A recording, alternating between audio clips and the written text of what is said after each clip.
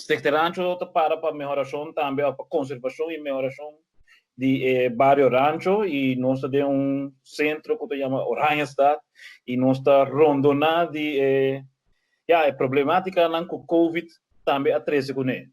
Dus we querem agora o programa eigenlijk de movimento, nós como NGO, Dingstad, aqui na está experienciando de uma outra maneira. Pensei, nós criamos laço mais estreito com o Museu Arqueológico Nacional de Aruba. Caminho por danke na exposição que começou com em 2009 e a vez Stichting celebrar 10 anos e nós por 13 temática na estrutura de auditório do Museu Arqueológico Nacional de Aruba. Então, essa é por nós de uma posição, alguns semanas atrás, caminho com nós está criando diferentes temáticas para nossa comunidade, para uma conversação abrir.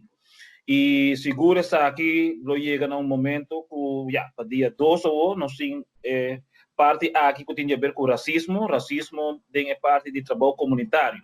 Isso tem que especificar e ver. Em princípio, minha parte está com lá que nós visa, me está relacionar minha isla, minha conexão com Sul-América, que é parte indígena, mas é parte africano indígena também, qual está mix.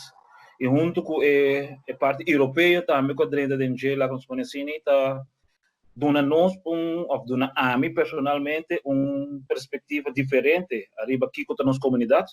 E me quer que nos por, papia, agora que, maneira de uma conversação abrir, arriba temática aqui para assim criar melhor conscientização para nossa comunidade, para assim compreender que tem duas bandas de história.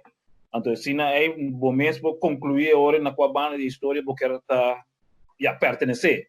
Então, isso está dando também uma satisfação eigenlijk para isleño, para viver a isla aqui com domínio colonial, mas também com futuro pós-colonial.